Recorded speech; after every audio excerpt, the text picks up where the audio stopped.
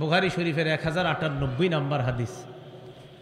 এই হাদিসের মধ্যে আসছে রাসূল আকরাম সাল্লাল্লাহু আলাইহি সাল্লাম হযরত বেলাল রাদিয়াল্লাহু তাআলা আনহুকে বললেন, বেলাল হাদ্দিসনি বিআরজা আমালিন আমিলতাহু ফিল ইসলাম। বেলাল তুমি আমাকে বলো এমন কি আমল তুমি করো যে আমলটা অধিক আশাব্যঞ্জক আমল, অধিক পছন্দনীয় আমল, যে আমলটা তুমি ইসলামের মধ্যে করো, ইসলাম গ্রহণ করার পর সবচাইতে আশাব্যঞ্জক আমল তুমি কোনটা করো আমাকে বলো। নবী তার সাহাবার কাছে জানতে চেয়েছে। হযরত বেলাল অবাক হয়ে গেছে, হুজুর আপনি প্রশ্ন করলেন? আল্লাহ নবী কয়, বেলাল কারণ আছে, ফাইন্নী সামিআতু দাফানা আলাইকা বাইনা ইয়াদাইয়া ফিল জান্নাহ, আমি তোমার পায়ের জুতার আওয়াজ জান্নাতে আমার আশেপাশে শুনতে পাইছি। আমি জান্নাতে আমার আশেপাশে তোমার পায়ের জুতার আওয়াজ শুনছি। তুমি কি আমল করো যে আমলের কারণে তোমার পায়ের জুতার আওয়াজ জান্নাতে শোনা যায়? আপনাদের আস্তে আস্তে, আপনাদের এলাকায় নতুন তো, আমার বয়ানের নিয়ম কানুন হয়তো জানেন না আর কি। ভবিষ্যতে কিন্তু কখনো এরকম বয়ান হলে আশেপাশে আওয়াজ হলে আমার বয়ান শেষ হয়ে যায়। যদি পারেন এরকম আয়োজন করতে যে একটা আওয়াজও হবে না, তাহলে ওই বয়ানে আমি যাই, কিন্তু আওয়াজ হলে যাই না। যা আজকে প্রথম তো তাই কিছু বললাম না। তো রাসূল আকরাম সাল্লাল্লাহু আলাইহি সাল্লাম, প্রশ্ন হইতে পারে কেন? সোজা উত্তর, আমি হয়তো আল্লাহর কথা বলবো, না হয় রাসূলের কথা বলবো, আর এই টাইমে অন্য কথা কেন হবে? না, অন্য কথা হতেই পারবে না। হবে ওয়াজ শেষ হয়ে যাবে, আল্লাহর কথা রাসূলের কথার সময় অন্য কথা হবে না। হলে মাইকে আসবেন, তা আপনি বলবেন আমরা শুনবো, সোজা হিসাব। রাসূল আকরাম সাল্লাল্লাহু আলাইহি সাল্লাম হযরত বেলাল রাদিয়াল্লাহু তাআলা আনহুকে বললেন, বেলাল কি আমল করো? তো বেলাল রাদিয়াল্লাহু তাআলা আনহু বললেন, ইয়া রাসূলুল্লাহ, আমার জানা মতে আশাব্যঞ্জক এমন কোন আমল আছে কিনা আমার জানা নাই। এই কথা বলার পর আল্লাহ নবী বললেন, বেলাল চিন্তা করে দেখো কি আমল তোমার আশাব্যঞ্জক। হযরত বেলাল বললেন, ইয়া রাসূলুল্লাহ, গায়রা আন্নী লাম আতাতাহহার বিতুহুরিন ফি সাআতি লাইলিন আও নাহার, রাতে অথবা দিনের বেলা যখনই আমি ওযু করি, ইল্লা সাল্লাইতুমা কুতিবালি আন উসাল্লিয়া, আমাকে আল্লাহ যতটুকু তৌফিক দান করে এই পরিমাণ আমি সালাত আদায় করি ওযু করার সাথে সাথে। আল্লাহ নবী বললেন, বেলাল তোমার এই আমলটা আল্লাহর কাছে এত পছন্দ, ওযু করার সাথে সাথে তুমি যেই সালাত আদায় করো, নামাজ আদায় করো, এই কারণে আমি তোমার পায়ের জুতার আওয়াজ জান্নাতের মধ্যে শুনতে পাই। কালো মানুষ ছিলেন, কিন্তু আল্লাহর সাথে কি সম্পর্ক দেখেন, আল্লাহর সাথে এত গভীর সম্পর্ক হয়ে গেছে, ওনার পায়ের জুতার আওয়াজ রাসূল আকরাম সাল্লাল্লাহু আলাইহি সাল্লাম জান্নাতে শুনতে পেয়েছে। সহিহ বুখারীর বর্ণনা 1098 নম্বর হাদিস। তো বুঝাইতে চাইলাম, আল্লাহ পাক রব্বুল আলামিন আমাদের দেহ অনেক বড়, আমাদের চেহারা অনেক সুন্দর, এটা দেখে না। ওয়ালাকি ইয়ানজুরু ইলা কুলুবিকুম, আল্লাহ অন্তর দেখে। আল্লাহ আমাদের সকলকে অন্তরগুলা পরিশুদ্ধ করার তৌফিক দান করেন।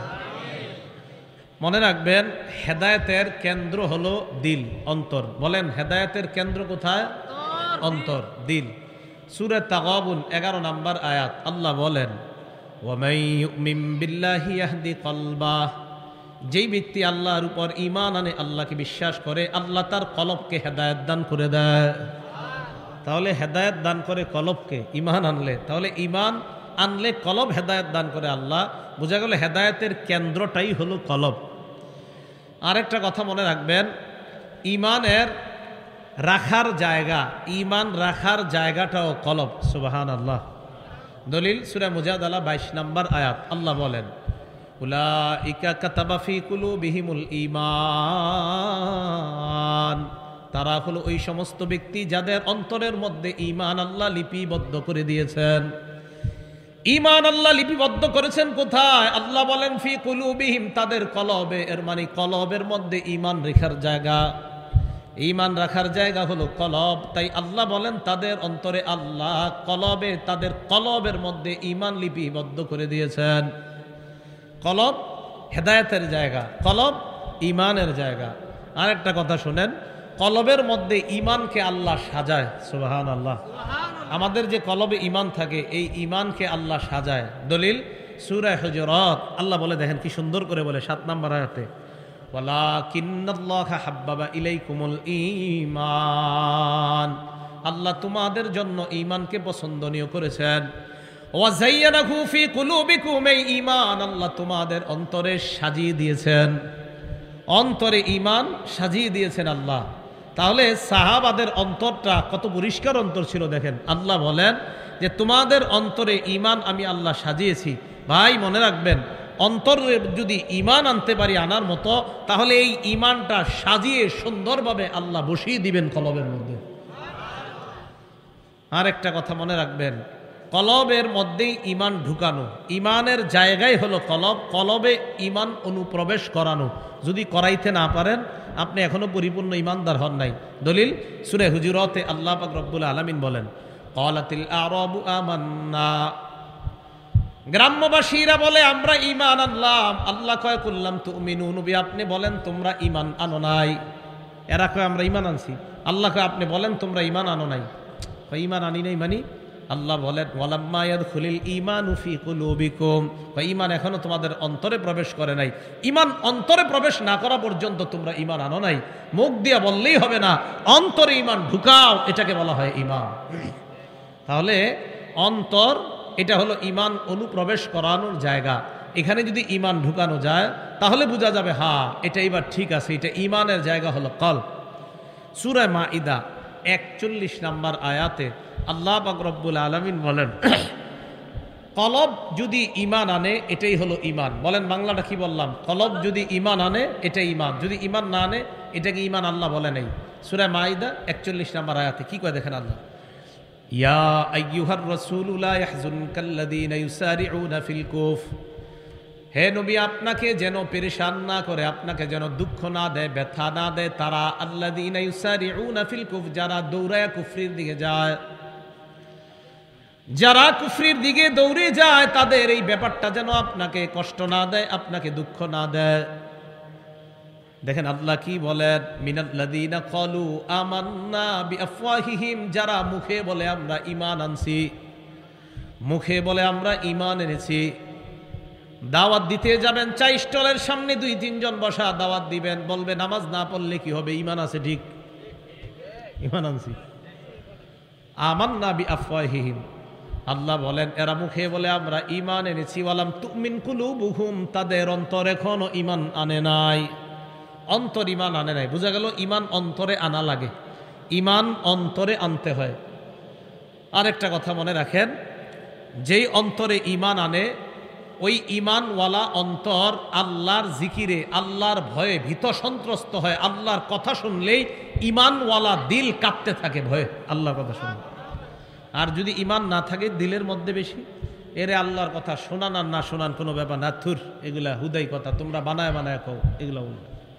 দলিল সূরা আনফালের 2 নম্বর আয়াত আল্লাহ বলেন, ইন্নামাল মুমিনুনা আল্লাযীনা ইযা যুকিরাল্লাহু ওয়াজিলাত কুলুবুহুম, আল্লাহ বলেন ঈমানদার তারা, আল্লাযীনা ইযা যুকিরাল্লাহ, যাদের সামনে যদি আল্লাহর নাম নেওয়া হয়, ওয়াজিলাত কুলুবুহুম, আল্লাহর ভয়ে তাদের অন্তরগুলা প্রকম্পিত হয়ে যায়, অন্তর ভয়ে কাঁপতে থাকে। হ্যাঁ আল্লাহর কথা,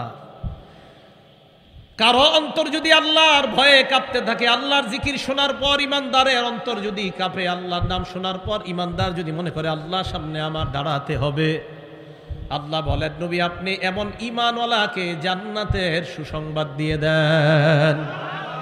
দলিল সূরা হজের 34-35 নম্বর আয়াত আল্লাহ বলেন, ওয়াবাশশিরিল মুখবিতিনা আল্লাযীনা ইযা যুকিরাল্লাহ, ওয়াবাশশিরিল মুখবিতিন, নম্র ভদ্র হৃদয়ের অধিকারী মানুষগুলাকে আপনি সুসংবাদ দেন। আল্লাযীনা ইযা যুকিরাল্লাহু ওয়াজিলাত কুলুবুহুম, যাদের সামনে আল্লাহর নাম নিলে অন্তরগুলা ভয়ে কাঁপতে থাকে, এদেরকে সুসংবাদ দেন যে এরা মরলে জান্নাত পাবে। তাহলে দিলে যদি ঈমান থাকে, এই ঈমানওয়ালা দিল আল্লাহকে ভয় করবে। এটা বড় আজীব জিনিস, এটা পরিবর্তনশীল জিনিস। এজন্য এটা যেন পরিবর্তন হয়ে অন্য কোনো কুফরির দিকে না যায়, এটা যেন ঈমানের উপর অটল থাকতে পারে, তাই আল্লাহর কাছে খুব বেশি দোয়া করা, আল্লাহ আমাদের দিলগুলা ঈমানের উপর অটল রেখে যেন আমরা মৃত্যুবরণ করতে পারি, আল্লাহ তৌফিক দান করেন। ঈমান অন্তরের মধ্যে যদি থাকে তাহলে এই জিকিরওয়ালা ঈমানদারের অন্তর, এটা আপনার বিগলিত হওয়ার জিনিস। সূরা হাদীদের 16 নম্বর আয়াতে আল্লাহ বলেন, আলাম ইয়ানিল লাযীনা আমানু আন তাখশা কুলুবুহুম লিযিকরিল্লাহ, ইমানদারদের কি এখনো সময় হয় নাই তাদের অন্তরগুলো আল্লাহর ভয়ে বিগলিত হওয়ার জন্য কি এখনো সময় হয় নাই?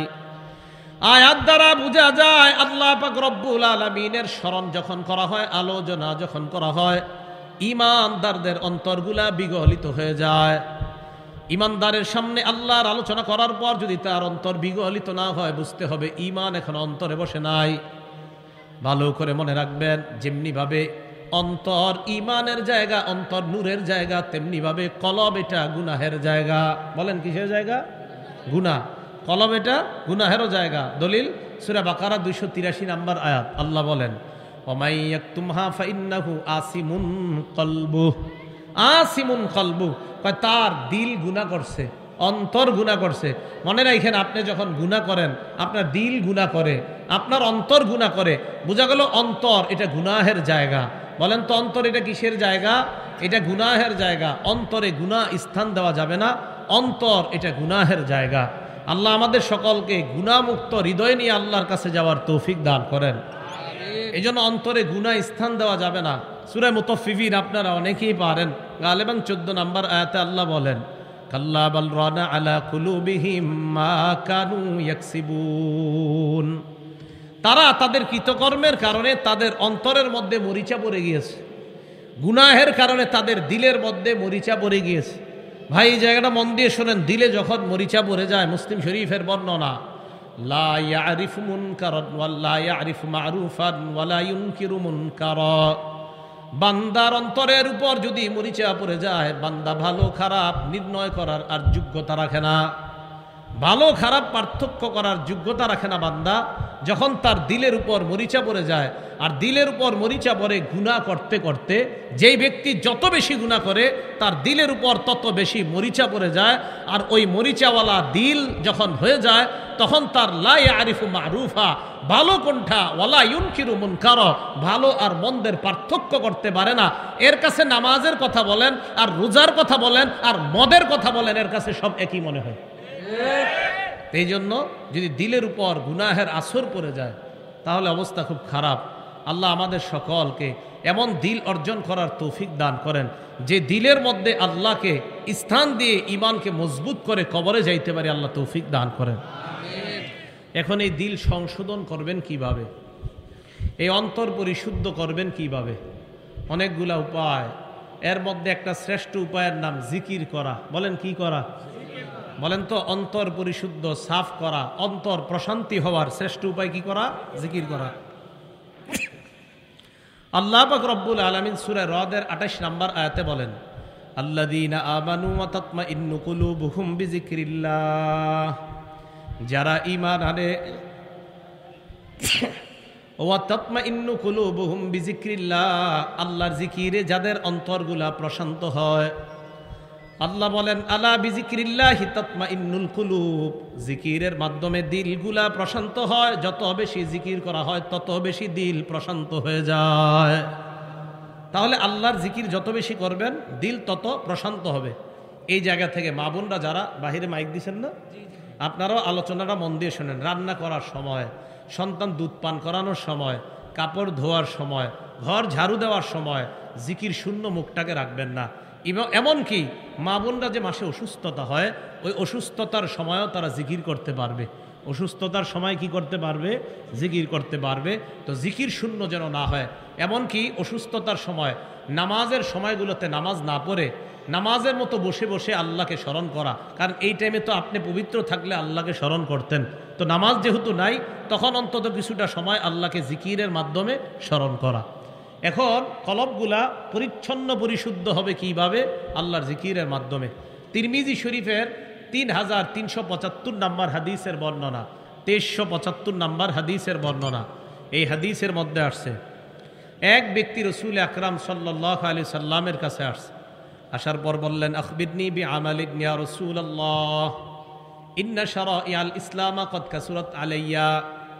ইয়া রাসূলুল্লাহ, ইসলামের বিধি বিধান আমার কাছে অনেক বেশি মনে হয়, আমাকে সংক্ষেপে এমন আমল শিখায়া দেন যে আমল করলে আমার কাজ হবে।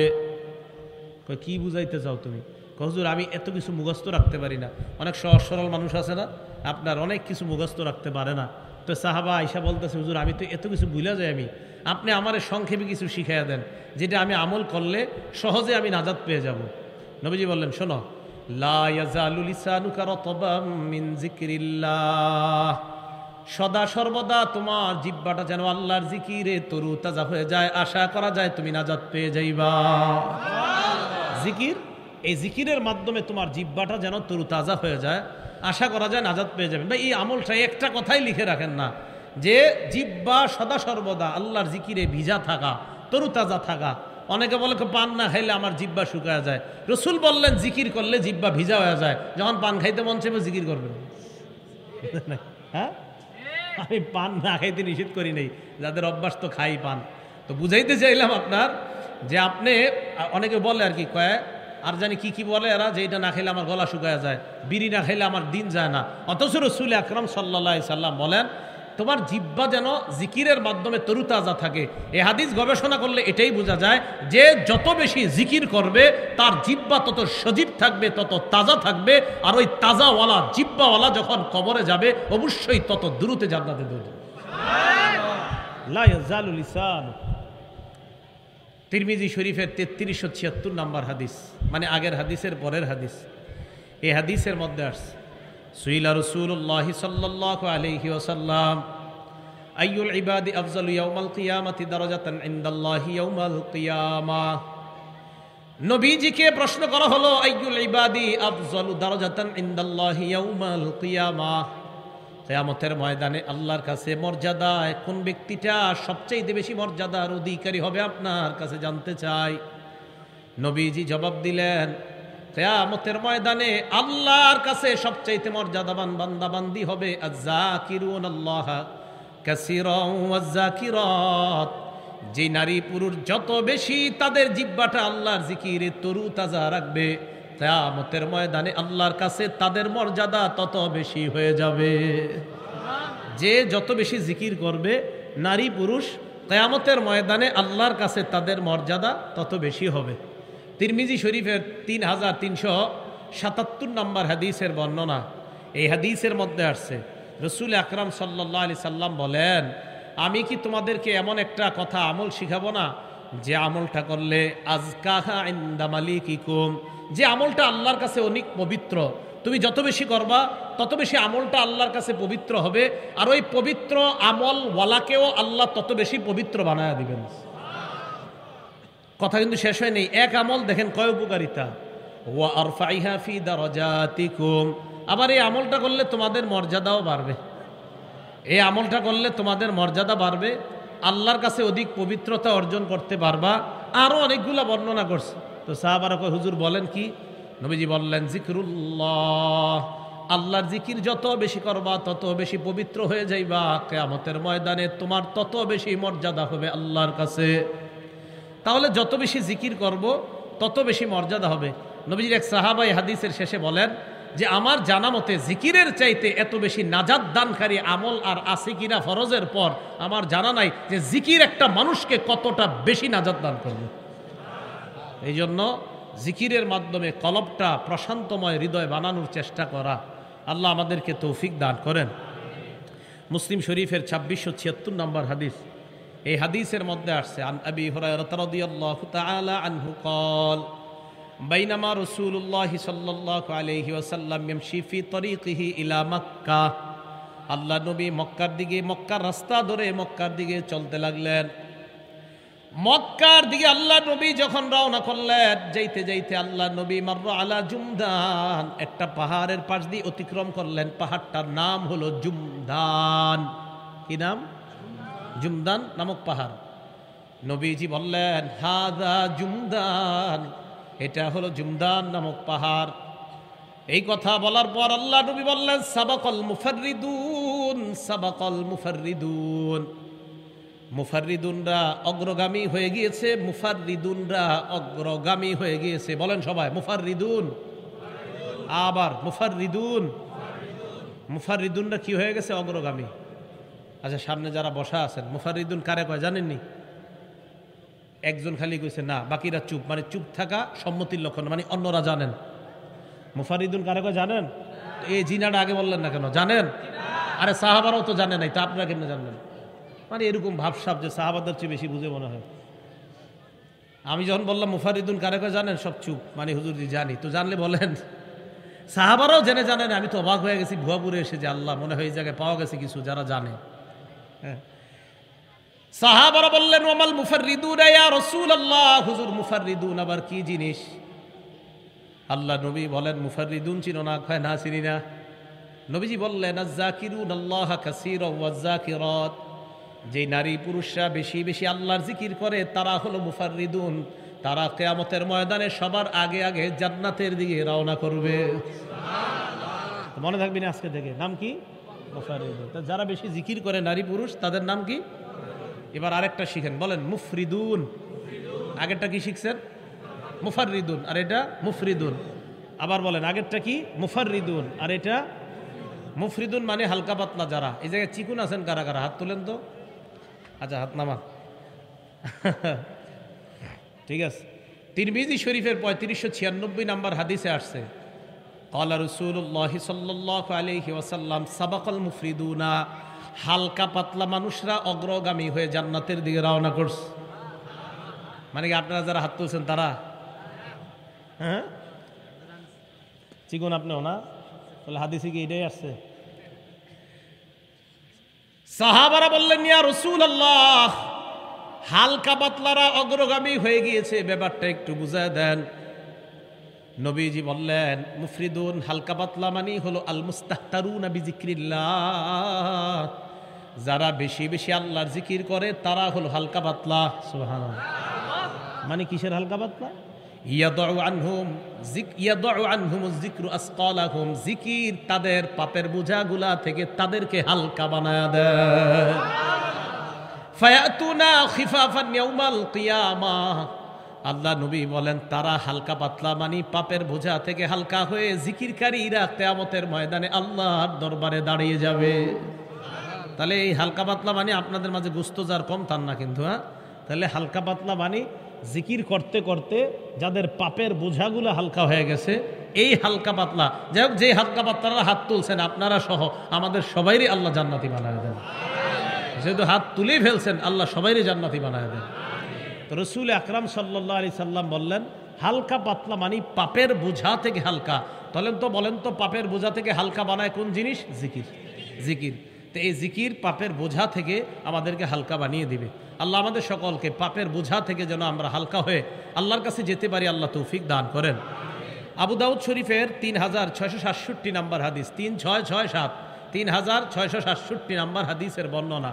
এই হাদিসের মধ্যে আসছে ক্বালা রাসূলুল্লাহ সাল্লাল্লাহু আলাইহি ওয়াসাল্লাম, আল্লাহ নবী বলেন লা আন আকুদা মা কওমিন ইয়াযকুরুনাল্লাহ, নবীজি বলেন মিন তুলুইল ফাজরি ইলা আন তাতলু আশ-শামস, অথবা মিন সলাতিল গাদাতি মিন সলাতিল ফাজরি ইলা আন তাতলু আশ-শামস, ফজরের নামাজের পর থেকে সূর্য ওঠার আগ পর্যন্ত যারা জিকির করে তাদের সাথে আমি নবী বসে থাকা খায়রুন অথবা আহাব্বু ইলাইয়া মিম্মা তালাত আলাইহিস শামস।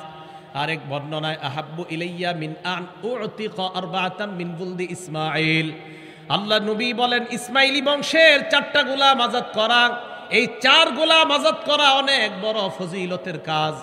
এই ফজিলতের কাজের চাইতেও বেশি আমার কাছে ফজিলত জিকিরকারী মজলিসের মধ্যে ফজর থেকে সূর্য ওঠা পর্যন্ত যদি আমি বসে থাকতে পারি, ওই 4 গোলাম আযাদ করার চাইতেও আল্লাহর কাছে এটা অনেক দামি হয়ে যায়।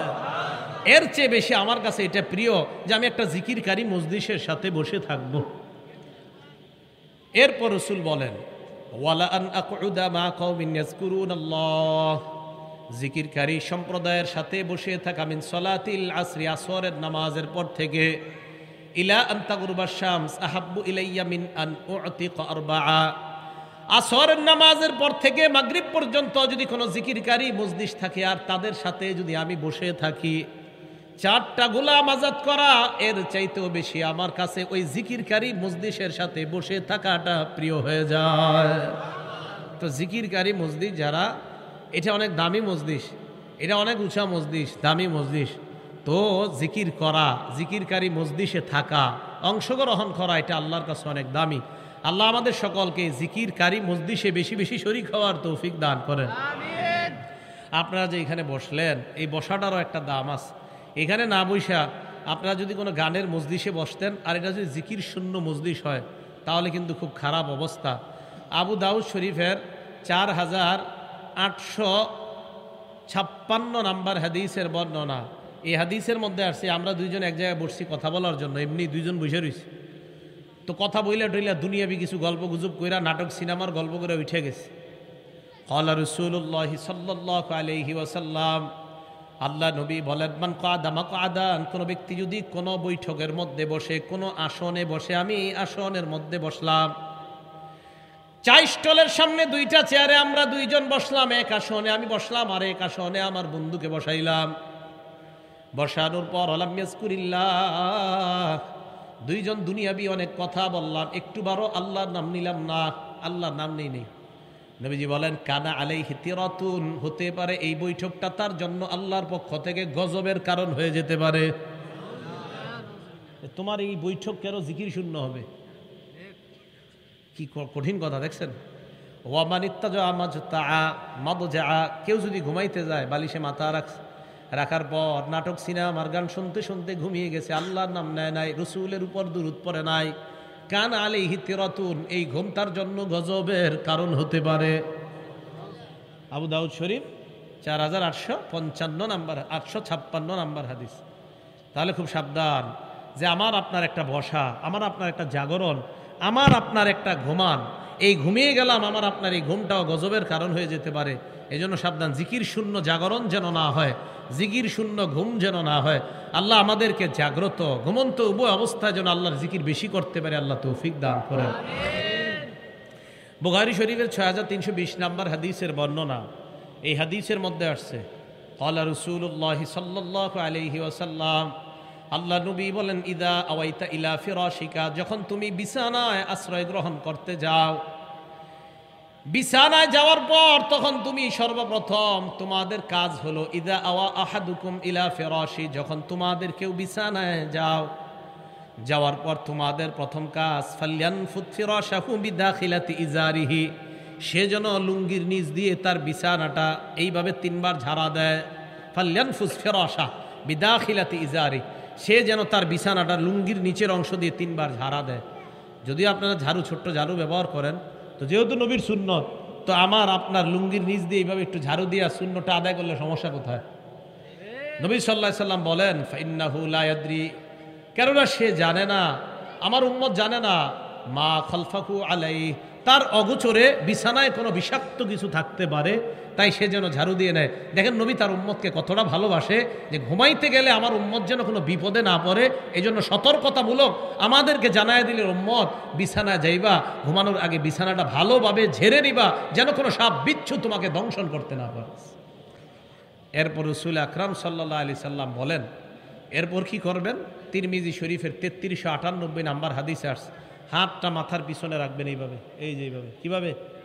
এইভাবে, এইভাবে, এইভাবে রাখার পর এইভাবে শুয়ে থাকবেন।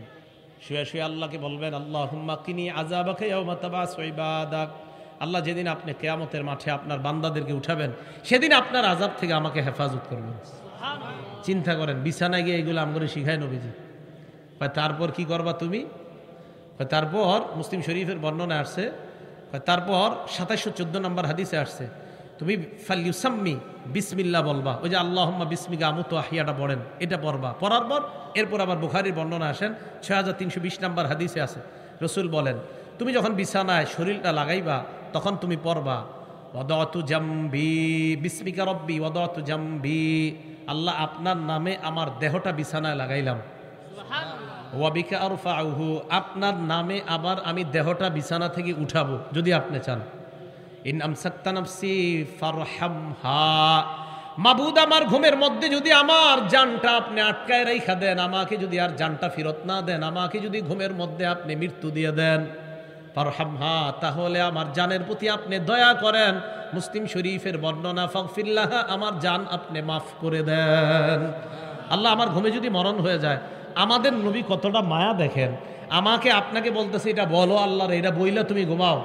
কি যে আল্লাহ আমার ঘুমের মধ্যে যদি আমার মরণ দিয়ে দেন, আমি যদি আর উঠতে না পারি, তাহলে আমার এই জানটার প্রতি আপনি দয়া করেন, আমার এই জানটাকে আপনি ক্ষমা করে দেন। এরপরে দেখেন কি শিখাইছে, ওয়াইন আরসালতাহা, আপনি যদি আমার জানটা আবার আমাকে ফেরত দিয়ে দেন, ফাহফাজুহা বিমা তাহফাজু বিহি ইবাদাকাস সলিহিন, আপনার নেককার বান্দাদেরকে যেইভাবে হেফাজত করেন আমার জানটা আপনি এইভাবে হেফাজত করে নিয়েন।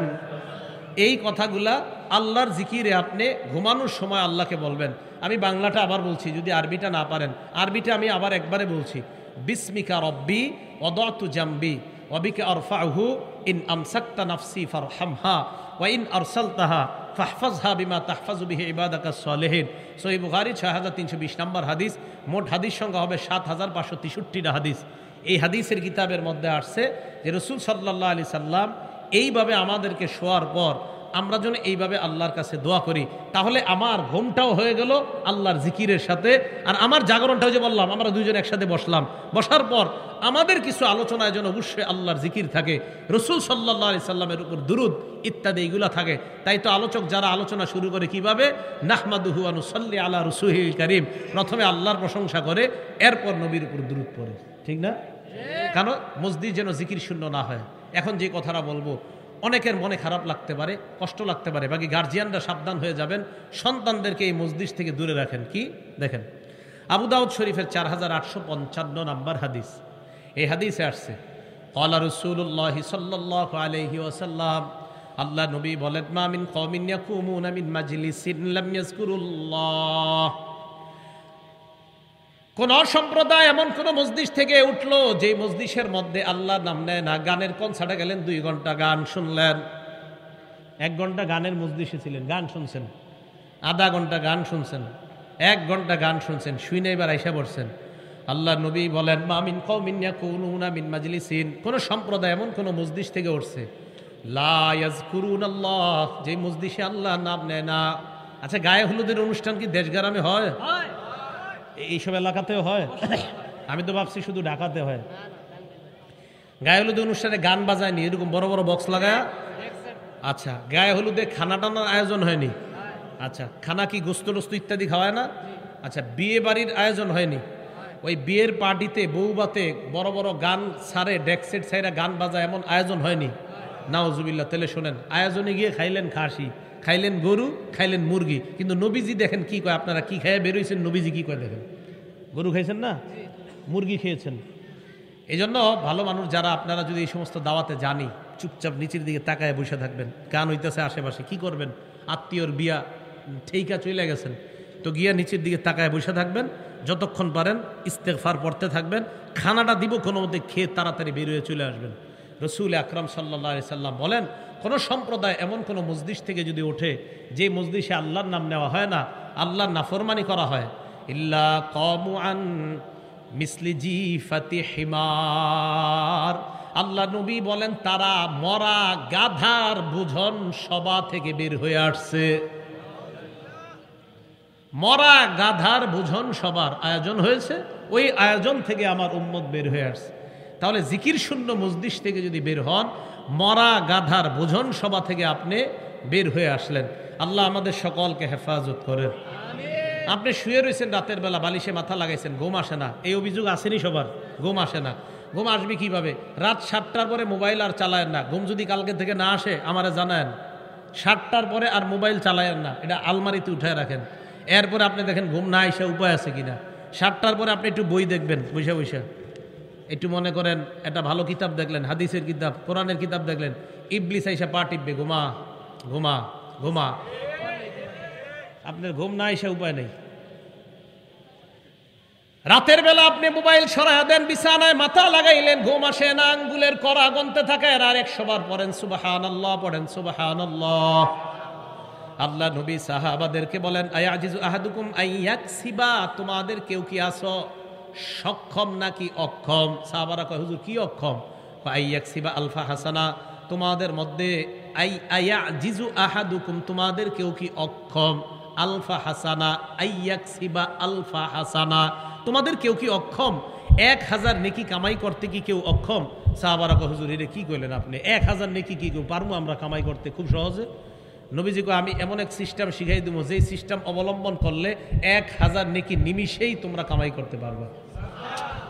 সাহাবারা বললেন হুজুর কি আমল? আল্লাহ নবী কয় ইউসাব্বিহু মিআতা তাসবিহা, 100 বার সুবহানাল্লাহ পড়ো, ইউকতাবু লাহু আলফু হাসানাত, তার আমল নামায় আল্লাহ পাকের পক্ষ থেকে 1000 নেকি লিপিবদ্ধ হয়ে যায়। শুয়ে শুয়ে সুবহানাল্লাহ বলেন 1000 বার। এবার আল্লাহ নবী বলেন যদি তোমার 1000 নেকি লেখা না হয় তোমার জীবন থেকে, আও ইয়াদউ আনহু অথবা ইউহাত্তু আনহু আলফু খতিআত, তোমার জীবন থেকে 1000 গুনাহ ঝরে পড়ে মুছে যায়। কয়শো বার সুবহানাল্লাহ? 100 বার। কয়শো বার সুবহানাল্লাহ? 100 বার। এবার আরেকটা যদি দেখেন 100 বার পড়ার পরে ঘুমায় না, এখন আরেকটা বলবেন, বলেন সুবহানাল্লাহি ওয়া বিহামদিহি, বলেন সুবহানাল্লাহি 100 বার। এটাও কয়বার? আল্লাহ নবী বলেন সুবহানাল্লাহি ওয়া বিহামদিহি, বাস এতটুকুই তুমি 100 বার পড়লা, গফিরাত খাতায়া ওয়া ইন কানাত মিসলা জাবাদিল বাহরি, সমুদ্রের ফেনা পরিমাণ গুনাহ যদি হয় তোমার গুনাহ মাফ। তোমার গুনাহ, তাহলে আপনার সমস্যা কোথায়? গুনাহ মাফ করাইবেন। বাস এবার রাতের বেলা কিছু গুনাহ হয়ে গেছে, কালকে গতকালকে মনে করেন গুনাহ হওয়ার পরে এশার নামাজ পড়ে আপনি মনটা খারাপ, আর এই গুনাহগুলা করলাম, এখন বাস এশার নামাজের পরেও 2-1টা গুনাহ হয়ে গেছে, রাত্রে ঘুমায় রইছেন, এই তাসবিহগুলা পড়ছেন, পইরা টইরা ফজরের সময় উঠছেন, উঠার পর এবার আপনি উজু করবেন, উজু করে তো ফজর নামাজ পড়বেন। তিরমিজি শরীফের 2 নম্বর হাদিস আজকে থেকে মনে রাখবেন, মা বোনরাও সবাই, নারী পুরুষ সবাই। রাসূল আকরাম সাল্লাল্লাহু আলাইহি সাল্লাম বলেন ইজা তাওয়াদ্দা আল আব্দুল মুসলিমু আও ইল মুমিনু, কোনো মুসলমান যখন উজু করে, কোনো মুমিন যখন উজু করে, ফাগাসালা ওয়াজহা, চেহারা যখন ধৌত করে, খরাজা মিন ওয়াজহিহি কুল্লু খতিআতিন নাযারা ইলাইহা বিআইনাইহি মাআল মাই আও মা আখিরি কতরিল মা। আল্লাহ নবী বলেন আমার কোন মুসলমান উম্মত, কোন মুমিন উম্মত, উম্মতি, কোন নারী পুরুষ যদি উজু করে, উজু করার সময় যখন চেহারা ধৌত করে, চোখ দিয়া যত গুনাহ করছে ওই চেহারার পানিগুলা ঝরে পড়ার শেষ ফোঁটার সাথে তার চোখের গুনাহগুলা ঝরে পড়ে যায়। মন দিয়ে উজু করবেন। কি দিয়ে উজু করতে হবে? হ্যাঁ, মন দিয়ে, যে আমার গুনাহ ঝরে পড়বে। ওয়াইদা গাসালা ইয়াদাইহা, হাত যখন ধৌত করে, খরাজা মিন ইয়াদাইহি কুল্লু খতিআতিন বাতাসাত হা ইয়াদা, 2 হাত যত গুনাহ করছে পানির শেষ ফোঁটার সাথে সব গুনাহ পড়ে যায়। তাহলে আপনারা এই আমলগুলা মনোযোগ সহকারে করা, খুব মনোযোগ দিয়ে করা। এখন করতে গিয়ে আবার এমন যেন না হয় যে কিছু অংশ শুকায় রয়েছে, তাহলে কিন্তু আবার নামাজ হবে না। দলিল সহিহ বুখারী 60 নম্বর হাদিস, আব্দুল্লাহ ইবনে ওমর রাদিয়াল্লাহু তাআলা আনহুমার বর্ণনা, তিনি বলেন তাখাল্লাফা আন নবী সাল্লাল্লাহু আলাইহি ওয়াসাল্লাম, আল্লাহ নবী আমাদের এক সফরে পিছনে পড়ে গেলেন। সাফারনাহা ফি সাফরাতিন সাফারনাহা, এক সফরে আমরা আল্লাহ নবীর সাথে ছিলাম, ওই সফরের মধ্যে আল্লাহ নবী পিছনে পড়ে গেলেন। তাখাল্লাফা আন্না নবী সাল্লাল্লাহু আলাইহি সাল্লাম ফি সাফরাতিন সাফারনাহা, এক সফরে নবী আমাদের পিছনে পড়ে গেলেন, তো আমরা সামনে। ফাদরাকানা, আল্লাহ নবী আমাদেরকে ধরে ফেললেন, মানে তাড়াতাড়ি আসছে। ওয়াকাদ আরহাকাতনা সালাহ, আসরের নামাজ চলে যায় অবস্থা, তো আসর তো তাড়াতাড়ি পড়তে হবে। এখন আমরা উজু করতে লাগলাম, নাহনুনা তাওয়াদ্দু, আমরা উজু করতে লাগলাম। ফাজআলনা নামসাহু আলা আরজুলিনা, পাগুলা কোনো মতে ধুইতে লাগলাম। তো ধুইতে গিয়া অনেকের পায়ের এই পিছনের গোছা শুকনা রয়েছে, তাড়াতাড়ি ফজর পড়তে হইব। আবার আপনারা অনেকে তাকবিরুল্লাহ ধরতে গিয়া পায়ের গোছা ধর না, আরে কোনো মতো হইছে তাকবিরুল্লাহ ধরতে হইব। নাদা বিআলা সাউতিহি, পিছন থেকে আল্লাহ নবী জোরে আওয়াজে ডাক দিলেন, এই এই কয়ে ডাক দিলেন। সাহাবারা কয় ঘটনা কি হইছে? নবীজি এত জোরে ডাক দিছে। তো সবাই তাকাইছে, হুজুরজি কয় ওয়াইলুন লিল আকাবি মিনান নার, ওয়াইলুন লিল আকাবি মিনান নার মাররাতাইনি আও সালাসা, 2 বার অথবা 3 বার বললেন। পায়ের গোড়ালির যেই জায়গাগুলো শুকনা, এগুলা জাহান্নামে যাবে, এগুলা জাহান্নামে যাবে। শুকনা জায়গা নিয়ে নামাজ পড়ো, নামাজই তো হবে না, এগুলা জাহান্নামে যাবে। তাহলে আমরা ইবাদত করতে গিয়ে যেন ভুল না হয়ে যায়। তো যাই হোক, আমরা জানলাম কি, জাগ্রত ঘুমন্ত জিকির শূন্য যেন আমাদের জবান না হয়। কেন বলেন তো? ওই দিল যেন আমাদের সাফ থাকে। আর ওই দিলকে যদি আমরা তাজা প্রশান্ত হৃদয় বানাইতে চাই, তাহলে জিকিরের বিকল্প নাই। তিরমিজি শরীফের 3590 নাম্বার বলার আগে আমার সাথে সবাই, উনি আমাকে দেখানোর জন্য না, আমি ওনাকে দেখানোর জন্য না, উনি ওনাকে দেখানোর জন্য না, উনি তাকে না, আপনারা কেউ পাশের জনকে না, আমাকেও না, আমি আপনাদেরকেও দেখানোর জন্য না, একমাত্র আল্লাহকে দেখানোর জন্য একবার সবাই দিল থেকে পড়েন, লা ইলাহা ইল্লাল্লাহ।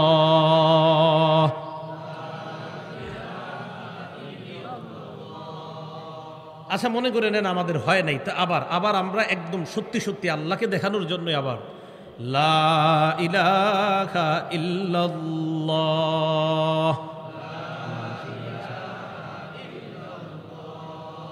পড়ছেন না সবাই? কাকে দেখাইছেন সবাই? قال رسول الله صلى الله عليه وسلم ما قال عبد الله إله إلا الله قد مخلصا إلا فتحت له أبواب السماء حتى تفزع إلى العرش। আল্লাহ নবী বলেন, কোন বান্দা একবার ইখলাসের সাথে লা ইলাহা ইল্লাল্লাহ যদি পাঠ করে, তার এই লা ইলাহা ইল্লাল্লাহ আল্লাহর আরশে যাওয়ার জন্য আসমানের সবগুলা দরজা খুলে দাও। আর কি চান? রাত 2টায় ঘুম ভাঙছে, 3টায় ঘুম ভাঙছে, ঘুম ভাঙার পর আপনার বিবি ঘুমায়, সন্তান ঘুমায়, বিবি ঘুমায়, ছেলে ঘুমায়, মেয়ে ঘুমায়, এলাকার সবাই ঘুমায়। এলাকার নাম জানি কি? দেউলিয়া বাড়ির সবাই ঘুমায়। তো 2টা-3টায় উঠছেন প্রস্রাব করতে বা কিছু, তো ওই টাইম আপনি চিন্তা করলেন, আল্লাহরে বললেন, আল্লাহ তিরমিজি শরীফের হাদিসে নবীজি বলছে যে ইখলাসের সাথে লা ইলাহা ইল্লাল্লাহ পড়লে নাকি আকাশের দরজা সব খোলেন। আল্লাহ এই মুহূর্তে তো আমার সবাই ঘুমায়, আমার ফ্যামিলির সবাই ঘুমায়, আল্লাহ দেউলিয়া বাড়ির সবাই ঘুমাইতেছে, আমি আর তুমি। তো এই মুহূর্তে তো আর কাউরে দেখাবেন না আপনি, ওই সময় আপনি বলেন লা ইলাহা ইল্লাল্লাহ। সব ঘুমাইতেছে, অথচ আপনি আসমানের দরজা সব খুলে ফেলছেন। কিভাবে বুঝায়? আর তো লা ইলাহা ইল্লাল্লাহ এটা চালু রাখেন। মা বোনরা রান্না করতেছেন, বাস জবানে চালু রাখেন না, লা ইলাহা ইল্লাল্লাহ চালু রাখেন জবানে, বাস। আর রান্না করতেছেন, এই জিকিরওয়ালা খানা আপনার সন্তানের পেটে যখন যাবে, ইনশাল্লাহ এই সন্তানই তো হবে এই যুগের আব্দুল্লাহ ইবনে মাসউদের মতো বড় আলেম। এই সন্তানের পেটে এই খাবারই তো নেওয়া দরকার। করবো তো আমল ইনশাল্লাহ। আচ্ছা, আরেকটা হাদিস শোনাই, তিরমিজি শরীফের 3592 নাম্বার হাদিস। আগে আমার সাথে বলেন আল্লাহু আকবার কাবীরা, আলহামদুলিল্লাহি হামদান কাসীরা, সুবহানাল্লাহি বুকরাতাও ওয়া আসীলা। তিরমিজি শরীফের 3592 নাম্বার হাদিস। আব্দুল্লাহ ইবনে ওমর রাদিয়াল্লাহু তাআলা আনহুমার বর্ণনা, তিনি বলেন, কুন্না নুসাল্লি মা'আন নবী সাল্লাল্লাহু আলাইহি ওয়াসাল্লাম, আমরা আল্লাহ নবীর সাথে সালাত আদায় করছিলাম। ফাকালা রাজুলুম মিনাল কওম আল্লাহু আকবার কাবীরা ওয়ালহামদুলিল্লাহি হামদান কাসীরা ওয়া সুবহানাল্লাহি বুকরাতাও ওয়া আসীলা। একজন এটা বলে উঠছে। নবীজি আমাদের দিকে তাকিয়ে বললেন, মানিল কাইলু কালিমাতান কাজা ওয়া কাজা, এই 3টা বাক্য কে বলছে? এক সাহাবা বললেন, আনা হুজুর, আমি কইছি। হুজুর তুমি বলছো এই 3টা? জি। আজিব তুলাহা, তোমার এই 3 বাক্য শুনে আমি আশ্চর্য হয়ে গেছি। হুজুর আপনি আশ্চর্য কেন হয়েছেন? তোমার এই 3 বাক্য বের হওয়ার পর আমি তাকায় দেখলাম আসমানের সব দরজা খোলা হয়ে গেছে, এগুলো আকাশে যাওয়ার জন্য, আরশে যাওয়ার জন্য। তাহলে জিকির শূন্য যেন আমাদের জিহ্বাগুলা না হয়, আমাদের জবান সদা সর্বদা যেন আল্লাহর জিকিরে কাটাইতে পারে, আল্লাহ তৌফিক দান করেন। তো এটা লাভ কি? প্রশান্ত হৃদয় যদি অর্জন করা যায়, এই অর্জন করতে পারলে সূরা ফজরে দেখবেন অনেক হুজুরা ফজরের নামাজে পড়ে, অথবা মাগরিবের নামাজে পড়ে, ফজরের নামাজে পুরোটা পড়ে, আর মাগরিবের নামাজে এই সূরা ফজরের 27 থেকে 30 নম্বর আয়াত পড়ে, ইয়া আইয়াতুহান নাফসুল মুতমাইন্নাহ ইরজিই ইলা রাব্বিকি রাদিয়াতাম মারদিয়া ফাদখুলি ফি ইবাদি ওয়াদখুলি জান্নাতি। এই আয়াতের অর্থ হলো, হে প্রশান্ত হৃদয়ের অধিকারী, ইরজিই ইলা রাব্বিক, তুমি তোমার রবের দিকে প্রত্যাবর্তন করো, রাদিয়াতাম মারদিয়া, সন্তুষ্ট চিত্তে, সন্তোষ ভাজন হয়ে, ফাদখুলি ফি ইবাদি, আমার বান্দাদের অন্তর্ভুক্ত হও, ওয়াদখুলি জান্নাতি, আমার জান্নাতে প্রবেশ করো। সাইদ ইবনে জুবায়ের নবীর সাহাবা, উনি বলেন, আমি এই আয়াতটা নবীজির সামনে পড়লাম। তো নবীজির সাথে আবু বকর সিদ্দিক রাদিয়াল্লাহু তাআলা আনহু বসা। আব্দুরুল মানসুরের মধ্যে আসছে 8 নম্বর খণ্ড 813 নম্বর পৃষ্ঠা, সেখানে আসছে যে আমি এই আয়াতটা নবীর সামনে পড়লাম। পড়ার পর আবু বকর সিদ্দিক বললেন, ইন্না হাযা হাসান, তুমি তো অনেক সুন্দর একটা আয়াত পড়ছো, সুবহানাল্লাহ। নবীজি কয়, আবু বকর, যে আয়াতটা পড়ছে এই আয়াতের মর্মবাণী হলো যে প্রশান্ত হৃদয় ওলাদেরকে ফেরেশতা স্বাগত জানাইতে জানাইতে জান্নাতের দিকে নিয়ে যাবে। শেষ হয় নাই। আবু বকর, জানো আমার আশা, ইন্নাল মালাকা সায়াকুলু লাকা ইনদাল মাউত, ফেরেশতা তোমাকেও মরণের সময় এই বাক্যগুলা বলতে বলতেই তোমাকে নিয়ে যাবে। তাহলে প্রশান্ত হৃদয়ওয়ালাকে জান্নাতের দিকে স্বাগত জানাইতে জানাইতে নিয়ে যাবে। তাহলে কলব, এই কলব এটা হলো তাকওয়ার জায়গা, কলব হেদায়েতের জায়গা, কলব ইমানের জায়গা। এই কলব যদি ঠিক থাকে সব ঠিক। কলব কিভাবে ঠিক বানাবো? জিকিরের মাধ্যমে। জিকিরের মাধ্যমে যদি প্রশান্ত হৃদয় অর্জন করতে পারি, ওই প্রশান্ত হৃদয় নিয়ে ইনশাআল্লাহ আল্লাহর জান্নাতের মেহমান হতে পারবো। আল্লাহ আমাদের সকলকে যেই কথাগুলো বললাম শুনলাম, কোথায় যান আপনারা? উঠছেন কেন? হ্যাঁ, উঠছেন কেন? পরের আলোচকের আলোচনা ভিডিও করে যাবেন, বসে থাকেন। আর সব জায়গায় দৌড়ে যান কেন? পরের আলোচকের আলোচনা ভিডিও করবেন, এই জায়গায় কেউ আসবেন না এখন। পরের আলোচকের আলোচনা ভিডিও করবেন। আল্লাহ আমাদের সকলকে যা শুনলাম বললাম, খালি যদি ওনার আলোচনার সময় কেউ খোলে আমার খালি তথ্য দিবেন, কালকেই লিখে দিব আমার ভিডিও করা নিষেধ। আল্লাহ সকলকে যা শুনলাম বললাম এর উপর আমল করার তৌফিক দান করেন। আমিন ওয়া আখিরু দাওয়ানা আলহামদুলিল্লাহি রাব্বিল আলামিন। আপনারা কেউ উঠবেন না, যদি আলোচনা শুনে থাকেন তাহলে আল্লাহর জিকিরের মজলিস কি দামি না কম দামি? অনেক দামি না কম দামি? তাহলে অনেক দামি। এটা একটা জিকিরের মজলিস। সহিহ বুখারীর বর্ণনা, পুরা মজলিসটা ফেরেশতারা বেষ্টন করে একজনের কাঁধের উপর আরেকজন, এভাবে আসমান পর্যন্ত গোল আকৃতির একটা সারি এখন আছে, আপনাদেরকে বেষ্টন করে। হ্যাঁ, সহিহ বুখারী 6004, 6007, 6008 সব এই জিকিরের মজলিস সম্পর্কে বুখারী শরীফের। আল্লাহ আমাদের সকলকে যে কথাগুলো বললাম শুনলাম এর উপর আমল করার তৌফিক দান করেন। আমিন ওয়া আখিরু দাওয়ানা আনিল হামদুলিল্লাহি রাব্বিল আলামিন।